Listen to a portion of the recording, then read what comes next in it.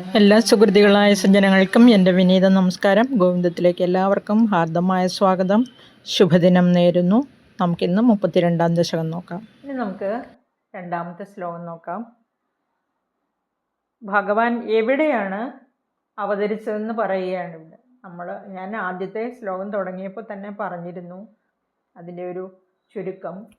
ഇവിടെ ഒന്നുകൂടെ ഈ ശ്ലോകത്തിൽ പറഞ്ഞിരിക്കുന്നത് സത്യവ്രതസ്യ ദ്രമിളാധിഭർത്തുർ നദീജലേ തർപ്പയതസ്തദാനീം കരാഞ്ജലൗ സഞ്ജ്വലിതാകൃതിസ്ത്വം അദൃശ്യഥാ കശ്ചന ബാലമീന.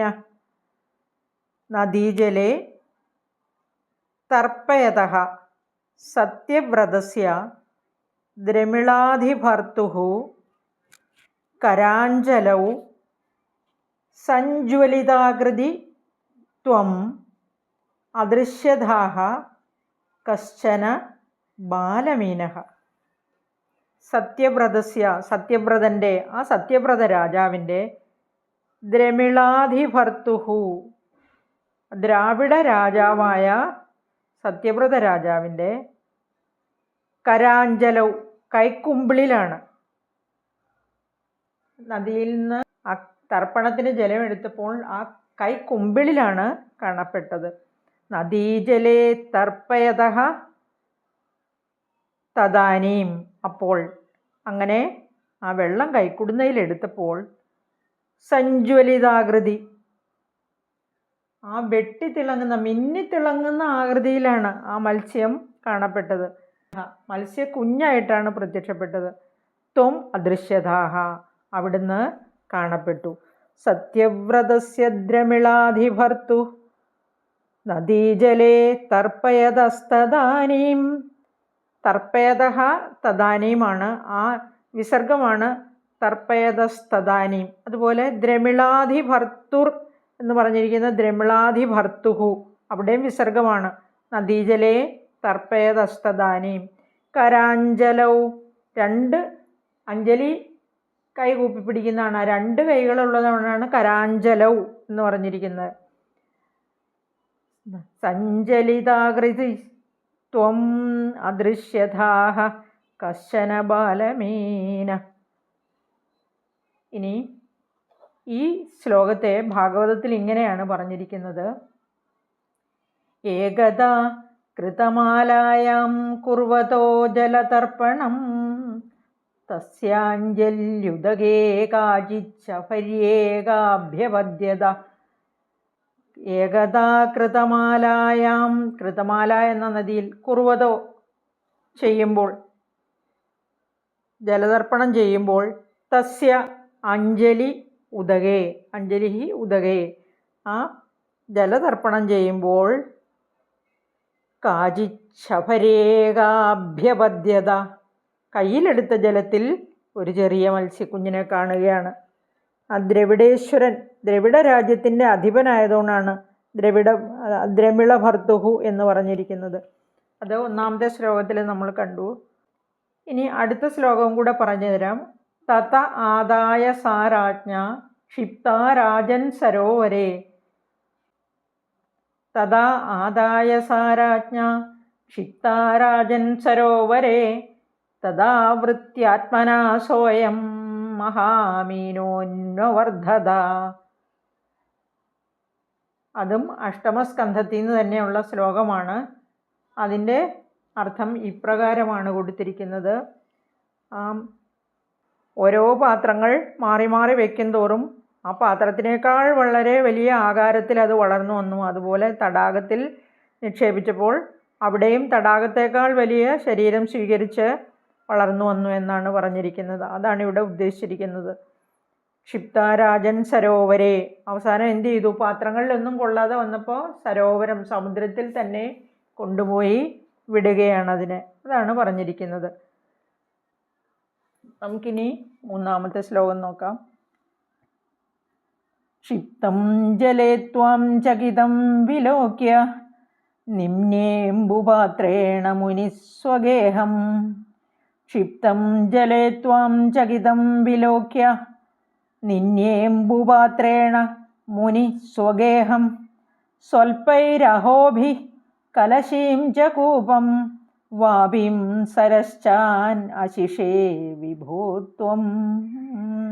ക്ഷിപ്തം ജലേ ത്വാം ചകിതം വിലോക്യ നിന്യേ അംബുപാത്രേണ മുനിഃ സ്വഗേഹം സ്വൽപൈഃ അഹോഭിഃ കലശീം ച കൂപം വാപീം സരശ്ചാൻ അശിഷേ. അവിടെ സരഹ ച ആൻ അശിഷയാണ്. സരശ്ചാൻ അശിഷേ. സരഹ സരസ് തടാകം, ച ആൻ അശിഷേ അവിടെയെല്ലാം നിറഞ്ഞു നിന്നു എന്നാണ്. വാപി കുളം, കൂപം കിണർ. ക്ഷിപ്തം ജലേ ത്വാം ചകിതം വിലോക്യ. ആ മുനി സത്യവ്രതൻ എന്ന ആ ദ്രവിഡേശ്വരനായ ആ രാജാവ് രാജർഷിയാണ്. അദ്ദേഹം നദിയിലെ വെള്ളത്തിലിട്ടപ്പോൾ ഭയപ്പെട്ട അവിടുത്തെ കണ്ടിട്ട് ചോദിക്കുകയാണ്, എന്നെ ഇവിടെ ഉപേക്ഷിച്ചിട്ട് പോവുകയാണോ ഈ കുഞ്ഞു മത്സ്യത്തെ എന്ന് ചോദിച്ചിട്ടാണ് വീട്ടിലേക്ക്. ത്വാം അംബുപാത്രേണ ജലപാത്രത്തിലാക്കി. അംബു ജലമാണ്. പാത്രേണ പാത്രത്തിൽ ആക്കി.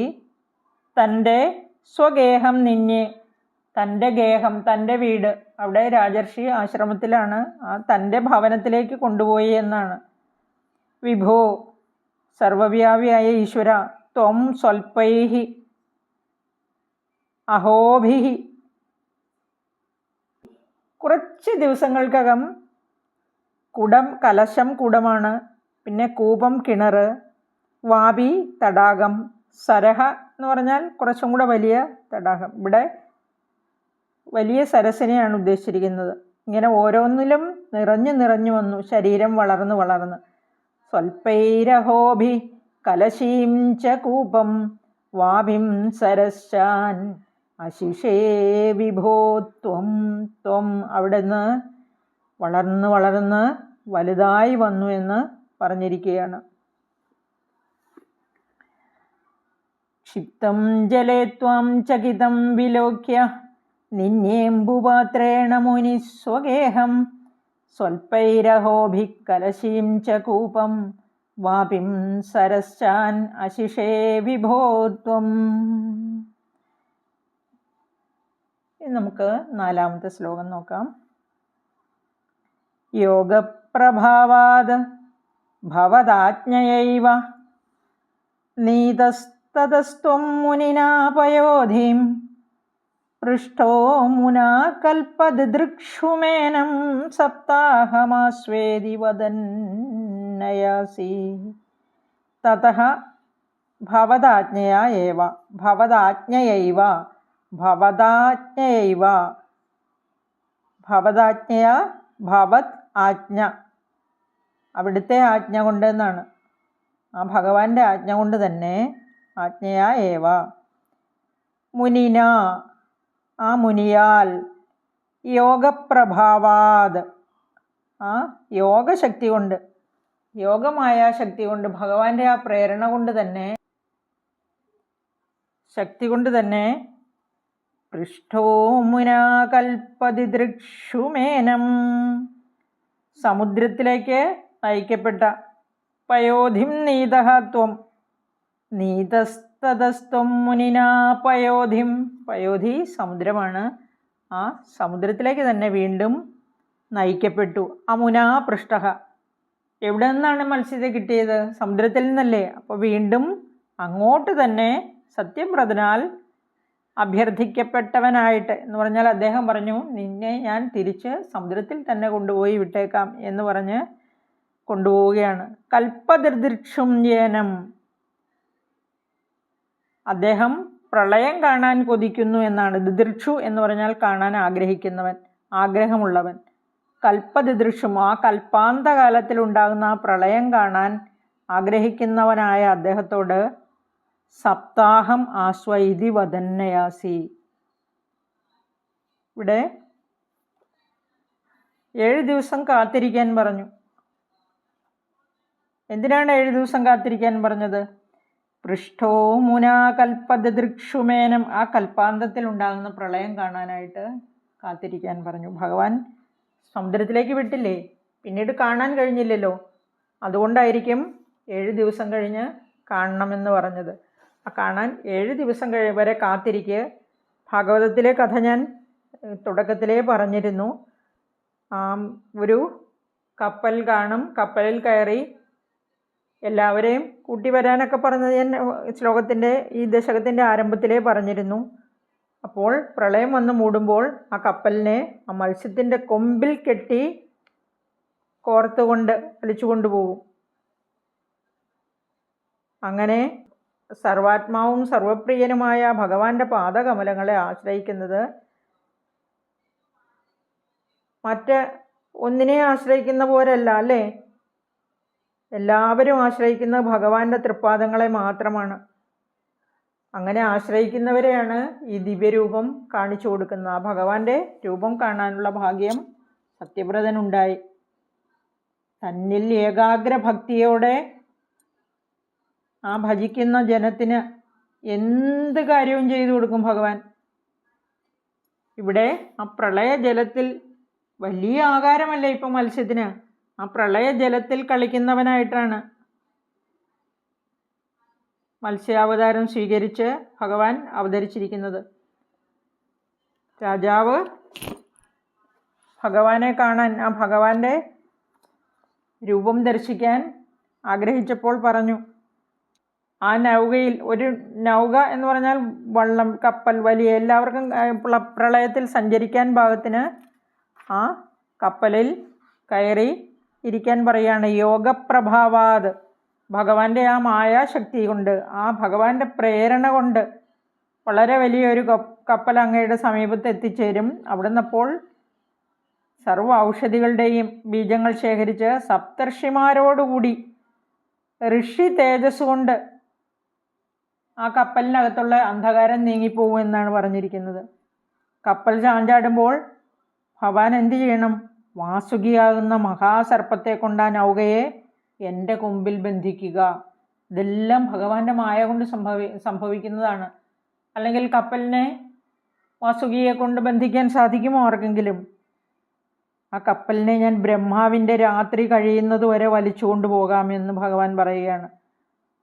അപ്പോൾ ഞാൻ അവിടുത്തെ എല്ലാ സംശയങ്ങളും തീർത്തു തരാമെന്നും സത്യവ്രത രാജാവിനോട് ഭഗവാൻ പറഞ്ഞു.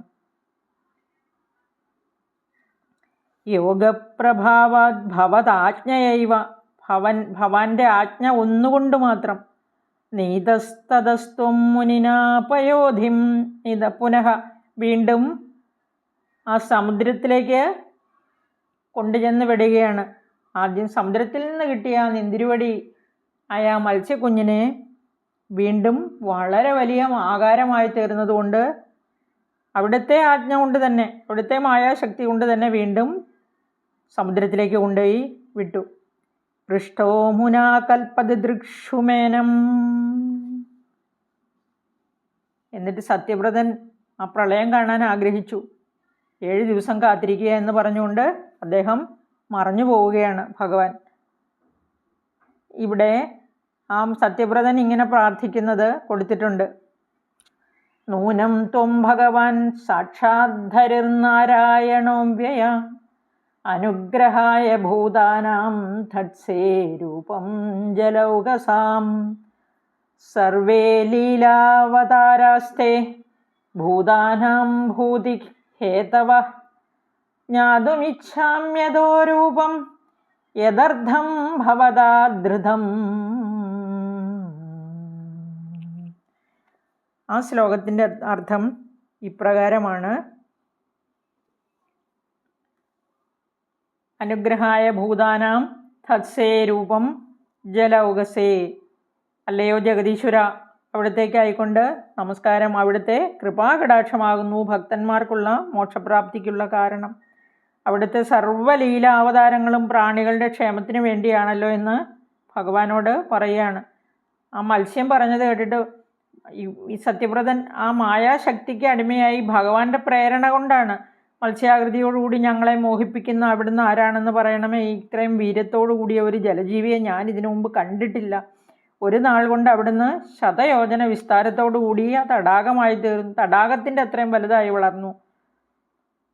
ഞാൻ കരുതുന്ന അവിടുന്ന് അവ്യയനും കാരണജലത്തിൽ ശയിക്കുന്നവനുമായ സാക്ഷാൽ നാരായണൻ എന്നാണ് ഭവാൻ യോ ഭവാൻ യോജനശതമഹാഭിവ്യാനശേസരഃ നൂനം ത്വം ഭഗവാൻ സാക്ഷാത് ഹരിർനാരായണോ അവ്യയഃ.